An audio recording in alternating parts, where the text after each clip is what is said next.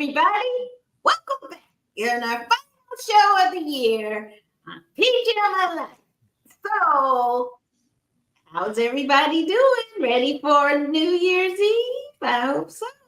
And here to celebrate are my two besties right here. The guru of all things Star Wars, David. Say hey to the people. Hey, everybody. Great to be with you. Happy New Year. We're so excited for tonight.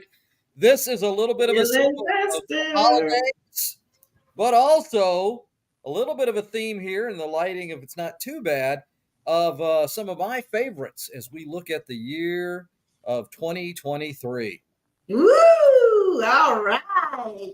And Patrick, the king of all things Marvel and Tolkien. Say hey to the people.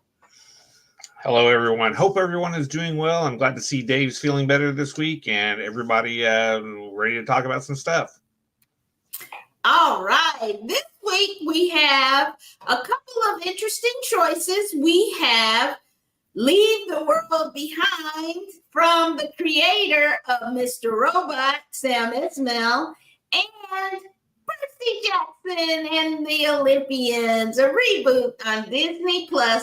And then we'll talk about this year's best and worst of shows and our most surprising thing we've watched this year. So let's get started with the apocalyptic drama, Leave the World Behind. Let's take a peek.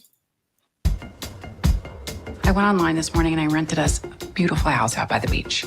Oh, this is nice. This looks so happy. I'm so sorry to bother you. You must be Amanda. Why did you come here? In my line of work, you have to understand the patterns that govern the world. We are seeing ongoing cyber attacks. The truth is much scarier. What is the truth?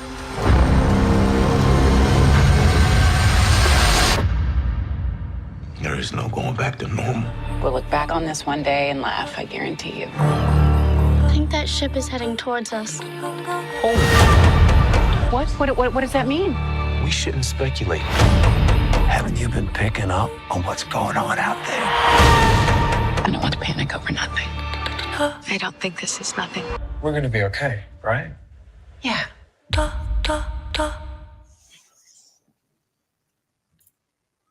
All right. David, what did you think of Leave the World Behind?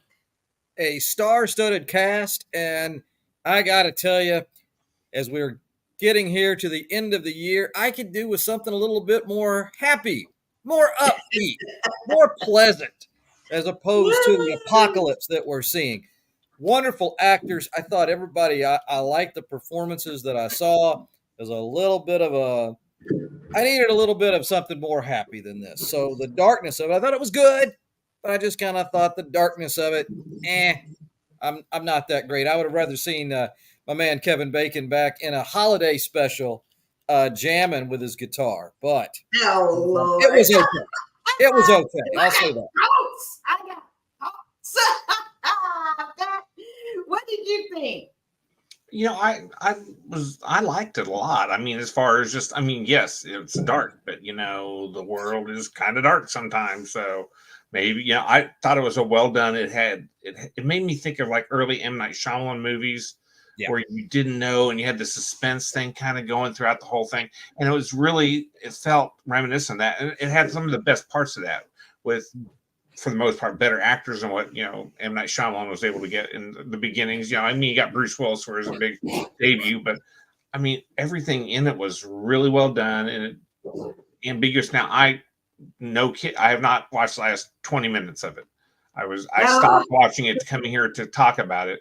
So it's really fresh. And there's just a lot of great performances, a lot of great ambiguity to it that makes you much more involved in the production than perhaps other kinds of movies where you see what's coming and you're like, don't go in that room, you know, because you know what's in there. And this, you don't know anything about anything throughout the whole parts that I've seen so far.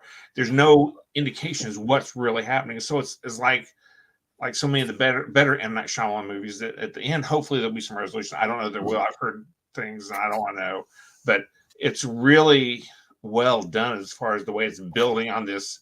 We don't know, and that's the scariest thing. Always the scariest thing.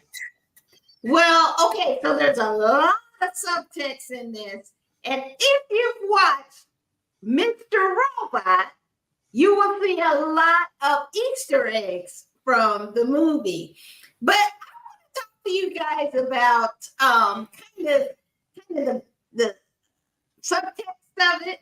And here's a question Electric Melanin asked me, and I want to ask you, which is, who do you think had the right perspective? Was it George? Was it Amanda? Was it Ruth? Ruth was George's daughter. Amanda was Julia Roberts. Was it Clay, Amanda's husband, or was it Danny, Kevin Bacon? David, what do you think? Great question. I'm going to go with Amanda. Oh, no.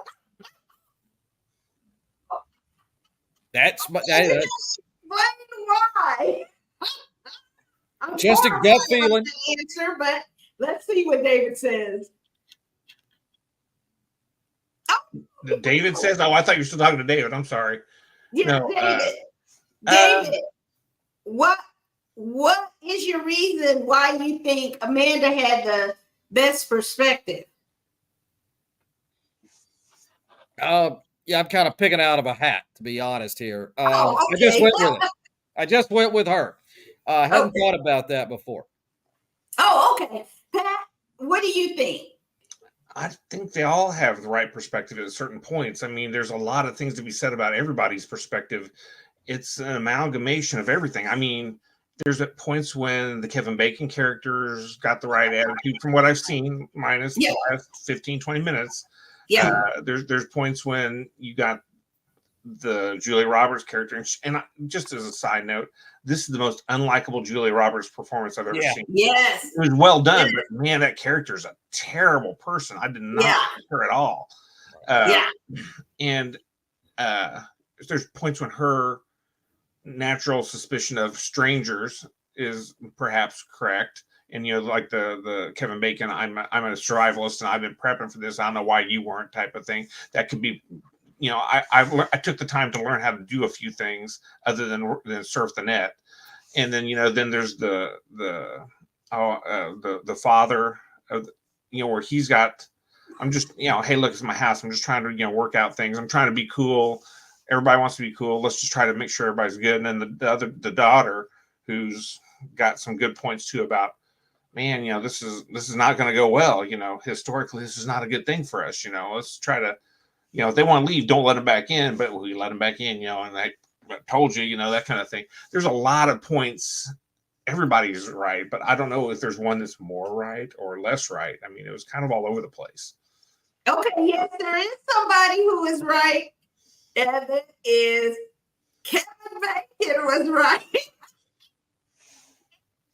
Second, because Kevin Bacon was like, look, I gotta take care of my family. It's an apocalypse. I know what's going down. So you go take care of your family. I'll take care of mine.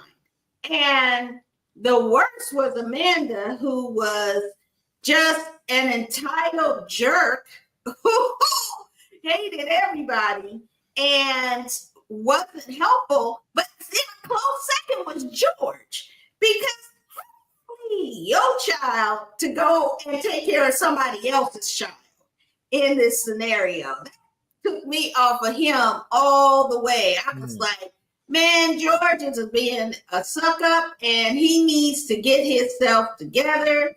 He had all the knowledge, but was so busy trying to be Captain Saberho, he was effectively. And so Danny didn't have the insider knowledge, but he understood the pattern of what was happening too. And so took measures to shore up and protect his family. And Ruth was just calling game on the whole thing. So I really liked her. But there's some interesting, even deeper levels to it. Because at the beginning of I don't know if you know this, David, you might know this historically, that White Lion name on that ship was one of the first slave ships to come into that port. Forget what the port's name. Port Comfort. Port Comfort was a slaver's port. So that's an interesting. That is. You could take Port Comfort or the other exit he talked about, Fort something, was where the free people went. So you can, and that was running up on the shores. So that was really an interesting kind of that actually is perspective in there. And if you think about it, each of them kind of represented different generational reactions to what's happening, or a warning. And this was all, to me, a big warning too. The little girl, all she cared about was satiating her needs, right? She just wanted to feel good. She just wanted to eat junk food. And it's not like a lot of people these days. We don't want to know too much. We just want to be entertained, right? And then the Ruth was kind of an activist, kind of saying, hey, this is what's really happening in this.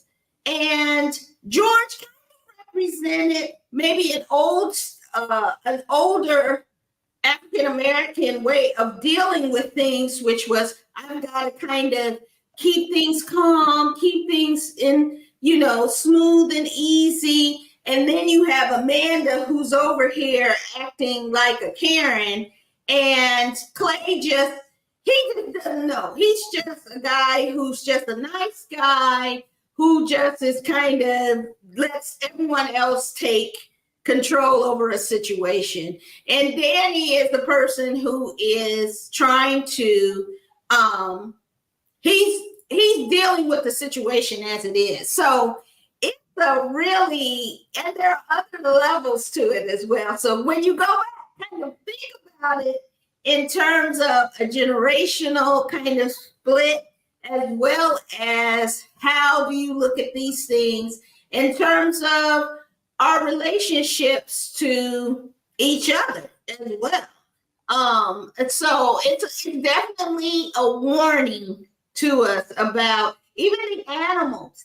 The animals are trying to warn us about what's going on. I just thought one of the coolest scenes to me was the deer, and sorry, spoilers, people, that the deer out there, and then the buck kind of walks, and I was like, this buck is walking like John Travolta at the beginning of Saturday Night Fever.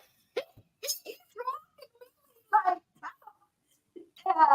and it really kind of, but you can also kind of look at it as those who you thought were meek and mild have banded together to maybe become more aggressive. So it's a very interesting, very layered and interesting movie. When you look at it, it is apocalyptic. And if we don't do something about the issues they are dealing with, we will be in big trouble as Americans. Yeah. David, Pjammalyfe is, man, you are just breaking this down like a Stanley Kubrick film, getting to all the layers of this. I have to rewatch it now and just after I take the notes. Incredible. Sam Ismail, once again, that's my boy. If you haven't had a chance to check out the Easter eggs too, I don't want to spoil them for people who watch Mr. Robot, but you'll understand there's some E-Corp things going on. in this as well. So check out, what do you guys think? Definitely check out Leave the World Behind. And think about everybody banding together to help one another. How about that? Next up is Shrink Fantasy with my Greek mythology in Percy, Jackson, and the Olympians on disneyplus. I was scared of dentists in the dark. My name is Percy Jackson. Bad grades, bullies, all the normal stuff. And then there's some stuff that's maybe not so normal. You saw something. The stories that I have told you about great gods and half-bloods, they are real. Mrs. Jackson, things have changed. This is all developing a lot faster than we anticipated. Grover, why is there half a goat in your pants? So the important thing is not to panic. If you don't return the boat, there will be war. That is your quest. But you won't be alone. A quest is always undertaken by 3. Demigods process reality differently. Percy Jackson, we've been expecting you. Hey, Patrick, what do you think? Well, now I am a big Rick Riordan fan. I have a lot of his books, and I did see the original 2 movies, the ones with Logan Lerman, I think it was. This was a lot better, I thought. So far, what I've seen is tracked a lot closer to the books, which I do enjoy because they are a wonderful retelling of the Greek mythology, modernized to fit with today's thing. today's locales and stuff. I mean, it just keeps getting better too, as far as the other books too. I mean, if this is one of those ones where I have read the books, and I did enjoy this a lot more than I did the first 2 movies they've done. And Rick Riordan has done a really good job making Greek mythology and Roman mythology and Egyptian mythology and Norse. He's had all the major ones, and he's done a really good job of modernizing them and making them accessible to the young adult readers and stuff like that. Did enjoy this. Really well done. I have trouble sometimes, erasing things I've seen from other productions and readjusting to the way they've recast this. But I thought it was all really well done, though. Really well done. The typical traits of the gods being shown in the individuals, and I don't want to give spoilers because I know how this is going to end. It's not going to end great for all the characters involved, but really interesting way they did a lot of this stuff. I did enjoy having the new actor they recast as Chiron, and I love Jason Moustakis as Dionysus. Perfect casting. Yeah, perfect. That was a lot better casting. So I enjoyed a lot of that. There's some really good stuff going on there, and I did enjoy this. I want to watch the rest of it. I hope they continue to do the other books too, as well as just the Lightning Thief, because there's several books. Yeah. And I would like to see them do all those. It'd be great. So I loved it.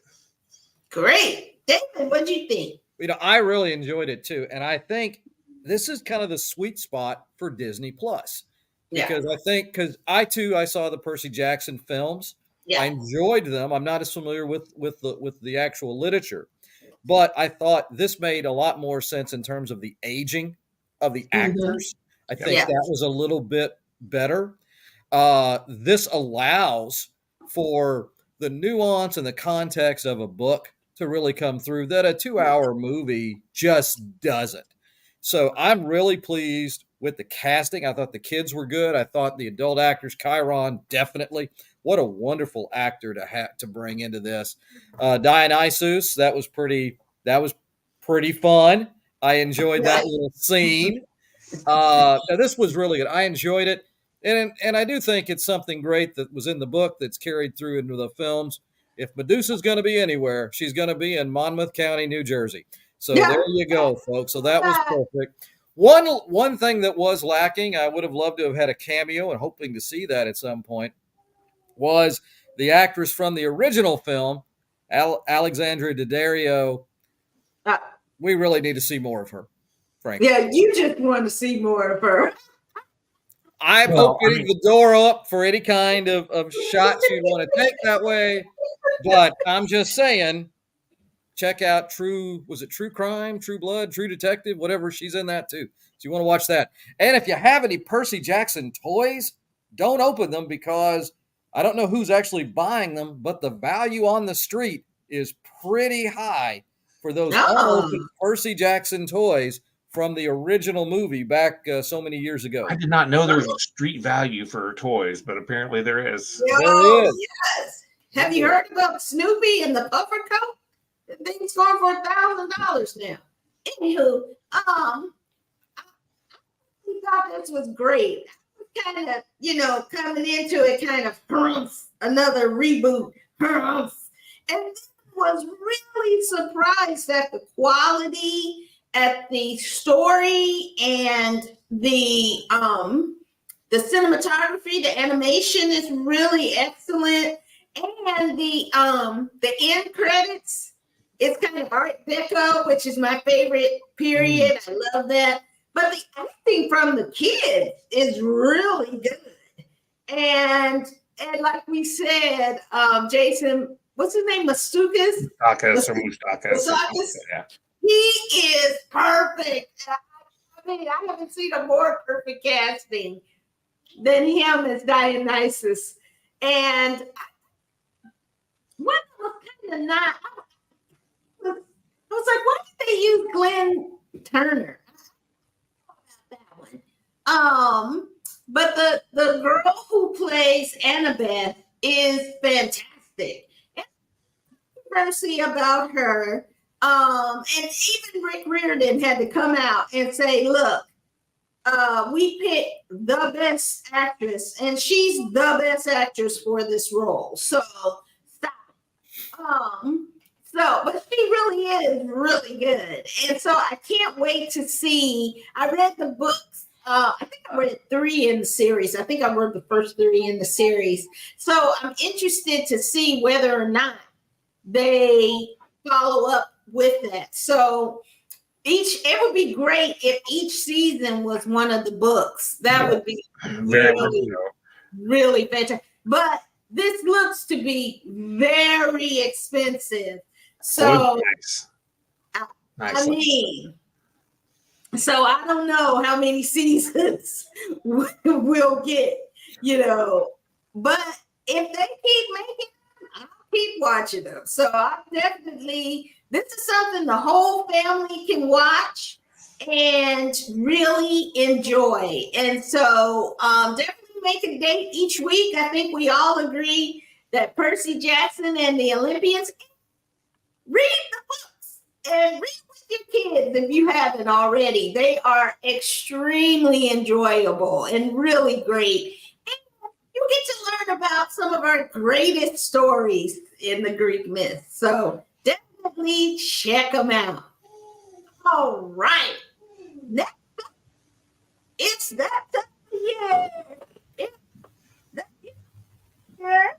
And so David has mine. Maybe Pat will put his on. It is that time of celebration of our annual worst. And this year, I had it most surprising about something that you weren't expecting, but really surprised you. Good, bad, whatever.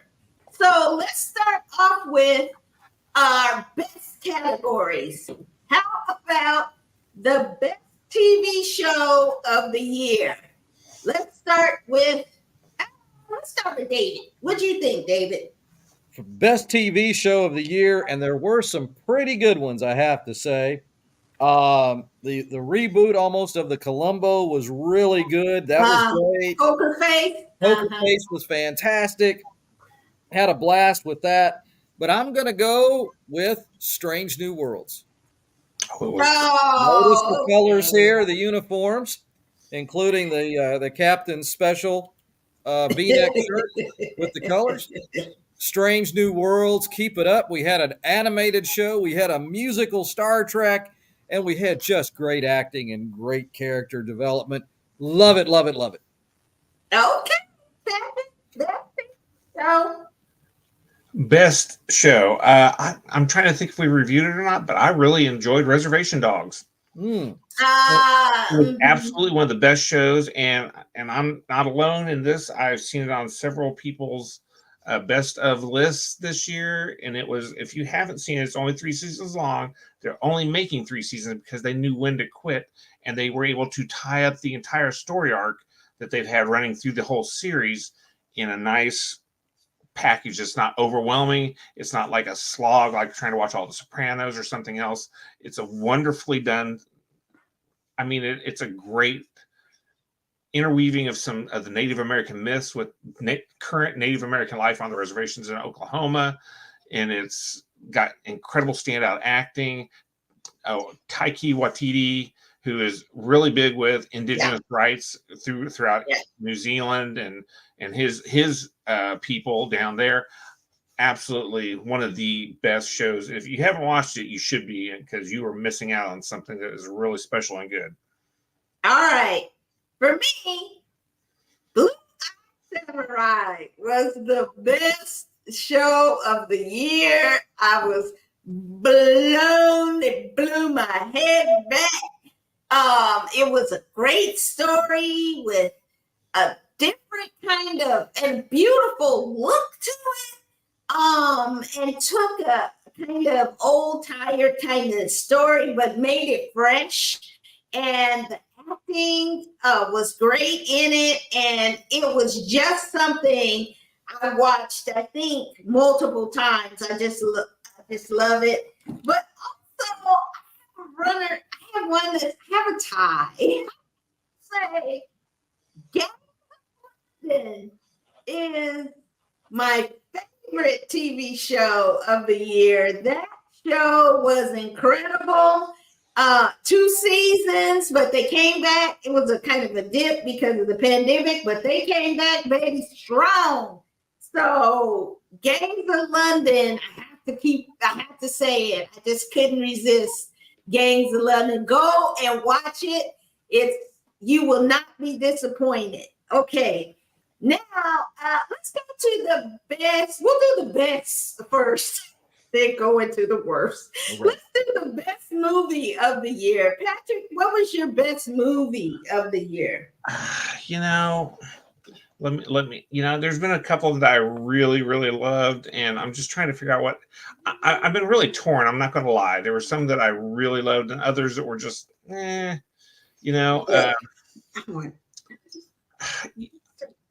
didn't review it. The best movie I've seen this year is one I just saw in the movie theaters. And I'm sorry, but Poor Things with Mark Ruffalo, I can't begin to tell you how good that movie was. I know we're stepping out of things that we've seen, but this is things that are still in the theater. These are things you could still go see. See this, because it was like Terry Gilliam had made a movie again, and I loved Terry Gilliam films. I mean, it's got that fantastical sense of wonder, and it was just, man, it was super, super empowering. Things that we have seen, and I think we reviewed it this year. Barbie was amazing too. I just rewatched that again. I can't tell you how great that was. It was delightful. The set design on it was spectacular. It was just ridiculous enough, and you could see the new Doctor. He's actually one of the Kens. So there you go. David, what was your best movie of the year? Well, I'm going to give you 2 because I don't think we've talked about it yet. If we did, forgive me. Holdovers was, I thought, a really beautiful, poignant, powerful film. I mean, in terms of, if this isn't your I'm going to go have fun movie, but it's just beautifully done. The actors are tremendous. It's just really great. For the things that we have talked about that I've really enjoyed, I'm going to go with a movie I've criticized, but it still was a lot of fun. Murder in Venice. We're going to show up on your list. I'm going to go with fun, but another one, but I can't find it. So go with, since it's still in my brain, The Angry Black Girl and Her Monster. interesting and different, and how they took Frankenstein's story and made it into something to deal with the urban issues of today was that one just kind of blew my head open. And I was like, wow, I can't believe this. Wow. So if I'm going to go with one, I'm going to go with that one, I think. It's a different kind of take, but I really loved it. Okay, now we get to the El Stinkos of the year. And let's stick with movies. What was the worst movie of the year? Who did we do first last time? Me. David. What was your worst movie of the year? Oh, worst movie of the year. I'm going to go with a tremendous surprise, Guardians of the Galaxy 3. Oh my God, really? I give it as the Absolutely worst. one of the best movies. That was like a contender. Go ahead, carry on. I'm sorry. All right. Well, hey, this is a great point counterpoint kind of thing. Yeah. For me, I love the series. I love, the first movie was great. enjoyed the second one. I've enjoyed seeing even the cartoons of Guardians of the Galaxy. Fun stuff. I jumped out and I got all the action figures in the 4-inch scale for this movie. And it was a movie that PETA endorsed as the best movie of the year. And I agree with it from that point of view. It's not a summer movie. Animal cruelty, animal torture is something I am against. Before I die, I will be a vegetarian. I will not eat meat at some point. Not yet, but I do believe in them. And this movie did a great job of spotlighting it, the horrors, the cruelty. Right. It's not why I go to the movie. It's why I have been a contributor to this very important organization. It's why I've held hands and cried with people on the National Mall over this issue. But it is not something that I want to go to for the start of my summer movies to see in a very realistic portrayal of animal cruelty. Also, they blew up a whole. We're introduced to all these sentient animals and they blow it up. At least with Alderaan in 77, we didn't see the people. So this was a downer movie. No pun intended, a downer movie for me. Oh, I know you just broke Pat's heart in two on that one. What was your worst movie of the year? For me? Yeah, for you. Man, it wasn't Guardians, I can tell you that. I will tell you, I would not call it the worst movie, but I would call it the most disappointing movie for me. It wasn't a terrible movie, but my expectations for it were so much higher. Was the Ant-Man and Quantumania?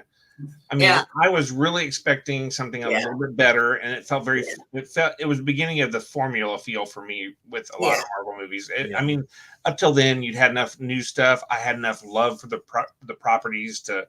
Right. But this one, I'm just like, I didn't care, and I thought Kang was a terrible, and I still to this day, which I guess I don't have to worry about anymore, but Kang was not the big baddie.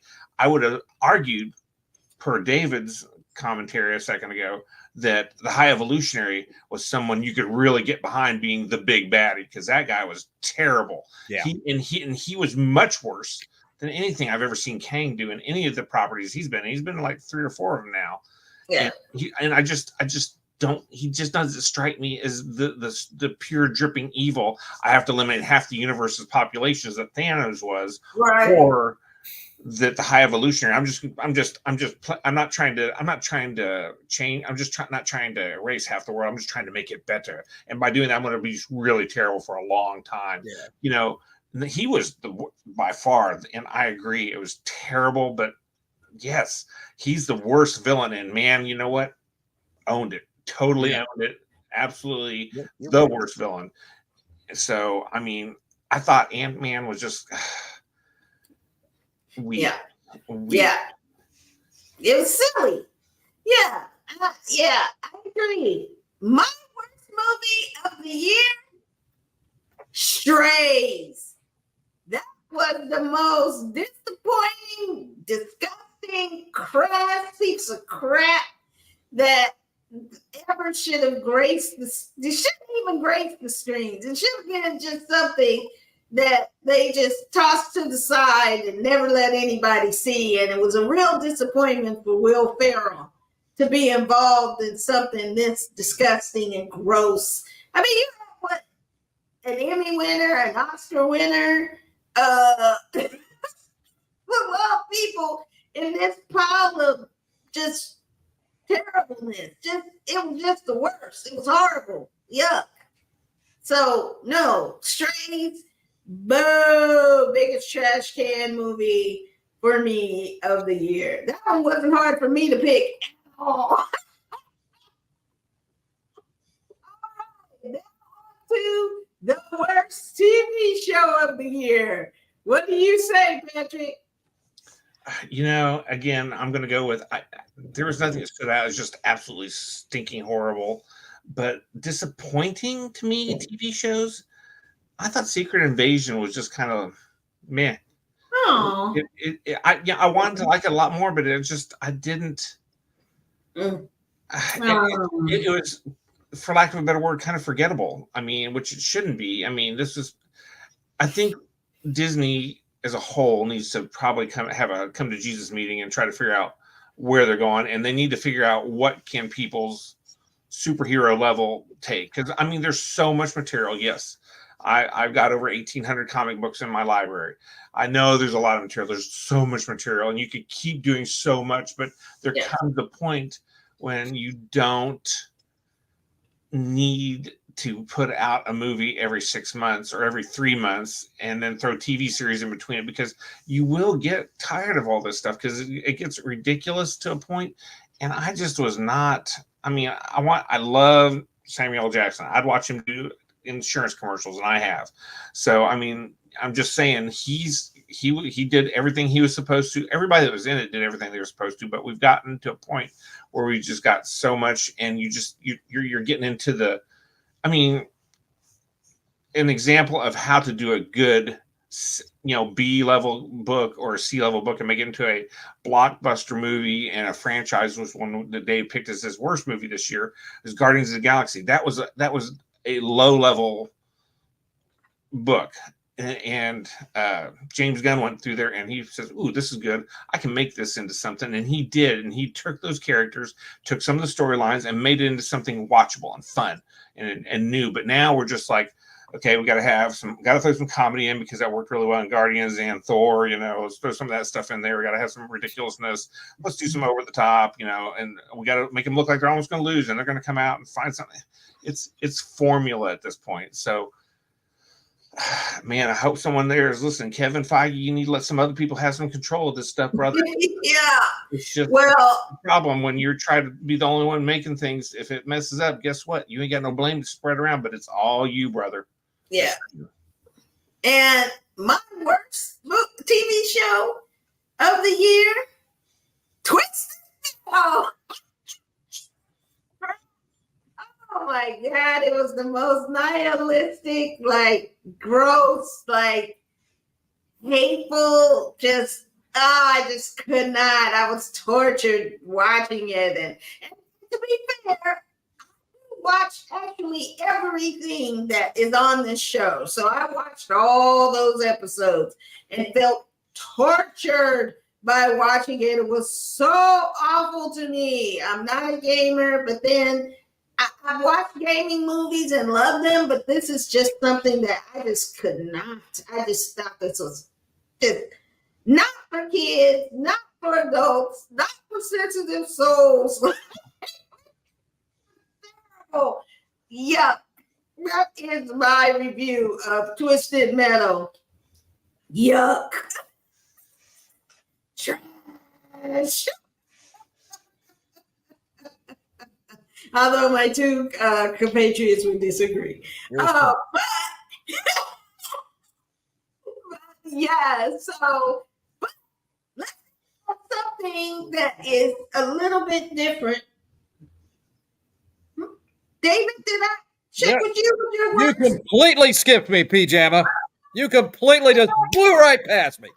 I'll make it quick. Worst show, Mandalorian season 3. It was a major disappointment. Oh, man. It was bad. Doc Brown, Jack Black, a green like pizza seaweed pirate. Everything that was so good in season 1 and season 2 just dashed in season 3. Very bad, very disappointing because of the high, especially because of the high standard that it set in season 1, being the best Star Wars and the most unifying Star Wars we've had in a long, long time. Oh, okay. I'm glad you kept it short. No, it's okay. But the most surprising TV or movie that you have seen it, and I'm not defining what surprising is.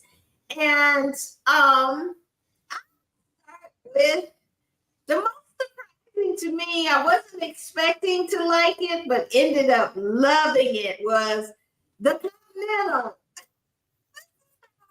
You do a prequel of a beloved kind of movie.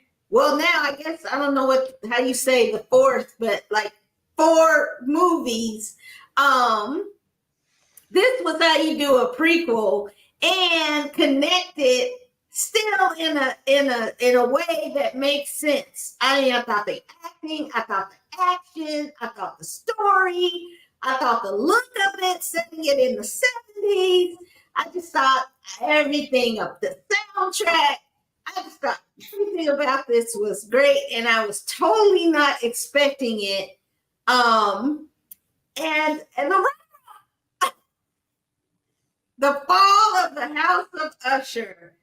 Oh, what a beautiful and what a unique way to present Edgar Allan Poe's works in a movie for each of his major works. It was just still think about it, and it's so amazing, and the look of it and the acting and the feel of it, every part of it, even though it's very gross in terms of horror, but I mean, it is horror. I even covered my eyes, but still loved it. So those are my surprising things. So I don't forget. Skip over you. What's the most surprising thing you've seen this year? 2 words. Cocaine Bear. Oh my God, we agree. Yes. Watch the movie, but more importantly, read the backstory, because everything that happened before that guy falls and kills himself is true. The cornbread mafia and what went down in the South, and some serious crazy dealings between the horse empire and Vegas and gambling and the mafia was real and wild and scary. But Cocaine Bear. Oh my gosh. I thought you might say wrestlers, but great too. What do you think? Cocaine Bear. Here I am. I am on the same thing too, because first off, I love Terry Russell, who I've loved since The Americans. Still one of the best shows. If you haven't watched that, I recommend it for anybody who's listening. I was expecting something a lot dumber. Yeah. But this was witty, smart, and I mean, believable. I mean, it was just kind of weird how good it was, because it was ridiculously amazing. And I mean, everybody in it was playing it straight, and but the premise was just stupid, and that's what it was. And God rest like Ray Liotta. What a great way to go out. I'm going to say that was his last movie, and boom, nailed it. No notes. There you go. And embellished, it is a true story. I know. There was cocaine. There was a bear. We'll leave the rest for your imagination. Yeah, I don't think the bear was running after. It might have been. You don't know. They ate them all. You don't know.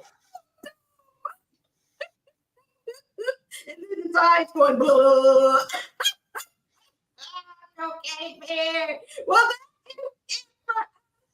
it for this year. Go celebrate. Woo! Have a good time safely. And excuse me, David, what did you say goodnight to the people for our final time of 2023? So long, everybody. I hope you have had a great year in 2023. If not, I hope it gets better in 2024. Come back, and we're going to be talking about a lot more fun stuff, bad stuff, and as Pjamma would say, trash coming up in the coming weeks. Yeah, and look for some changes for Pjammalyfe in the new year. But give us some good wishes and your final words for 2023. I'm glad to see everybody's getting back out to the movies. I go to movies all the time. I see people in the theaters. Thank you. Make sure they keep making this good stuff. Great stuff coming up. Great stuff behind us. I hope everybody has a good, safe holiday. And hopefully, if you haven't had a great year this year, next year will be better. And if you've had a great year this year, I still hope next year is better. So there you go. And my year has been better because of these two guys right here. And our producer guy. And here I'm wishing you all the love and laugh and joy and abundance that 23 can bring to your lives and your family, and wishing you health and happiness in the new year. So we'll see you next year. Take care.